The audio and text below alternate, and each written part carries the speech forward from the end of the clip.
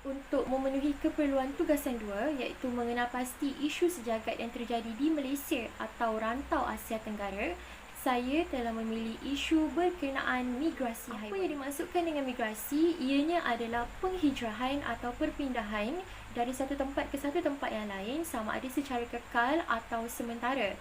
Dan migrasi ini juga boleh terjadi bukan sahaja kepada manusia tetapi juga kepada haiwan. Bagaimana? Iaitu dengan melintasi sempadan kawasan negeri, negara atau antarabangsa, atau kita panggil sebagai migrasi dalaman dan migrasi antarabangsa. Migrasi haiwan ini juga terjadi secara bermusim atau berkala dan boleh juga tanpa sengaja akibat daripada rasa terancam, sesat atau kehilangan habitat asal. Hal ini terjadi disebabkan oleh pembalakan haram, misalnya penebangan pokok untuk tujuan pembinaan dan tanah runtuh yang menyebabkan haiwan ini kehilangan habitat asal mereka. Perbuatan dari manusia ini memberikan impak kepada habitat haiwan tersebut. Isu migrasi haiwan yang telah saya kenal pasti adalah yang terjadi di Kinau Batangan Sabah pada tahun 2019 yang lalu, yang mana terjadinya migrasi haiwan di satu perkampungan di Kinau Batangan Sabah. Yang terlibat adalah gajah pigmi, iaitu haiwan yang semakin pupus dan juga terancam. Gajah pigmi ini dilihat keluar daripada hutan untuk mencari sumber makanan dengan memakan tanaman ubi yang ditanam oleh penduduk setempat.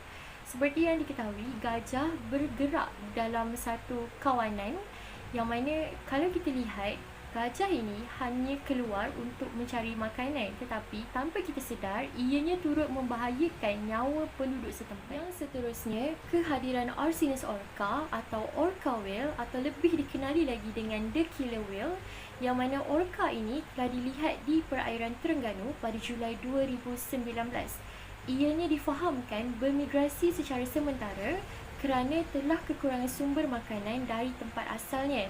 Orca ini berasal daripada lautan Arktik, yang mana kawasan di sekitar rantau kutub utara berdekatan dengan negara Rusia, Alaska, Amerika Syarikat, Iceland, Norway, Sweden dan juga Finland, yang mana kalau diikutkan agak jauh orca ini berenang sehingga ke perairan Terengganu Malaysia untuk mencari sumber makanan. Kedua-dua isu migrasi haiwan ini terjadi akibat daripada perbuatan manusia yang merosakkan ekosistem dan habitat haiwan-haiwan tersebut.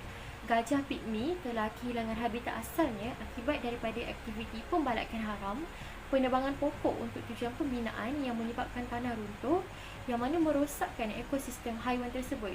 Orca whale pula mungkin tersesat selepas mengikori sumber makanannya, iaitu ikan-ikan lain, sehingga boleh sampai ke perairan Malaysia.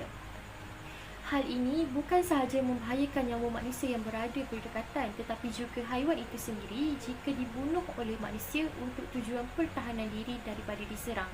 Haiwan-haiwan ini juga sudah memasuki fasa kepupusan, jadi sangat perlu dijaga. Migrasi haiwan ini juga menjejaskan sumber makanan masyarakat setempat serta menjejaskan ekosistem dan habitat haiwan lain. Jadi, antara kaedah pembelajaran yang boleh digunakan oleh para pendidik dan para mahasiswa untuk lebih memahami peristiwa tersebut adalah pembelajaran berasaskan projek.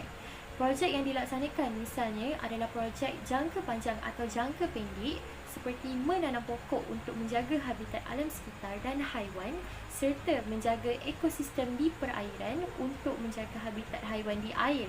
Projek ini boleh dilaksanakan di bawah kempen menjaga alam sekitar.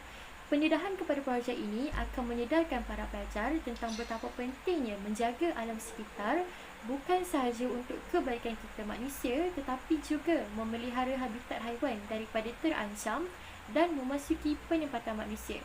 Kerana dunia untuk dijaga bukan untuk dimusnahkan.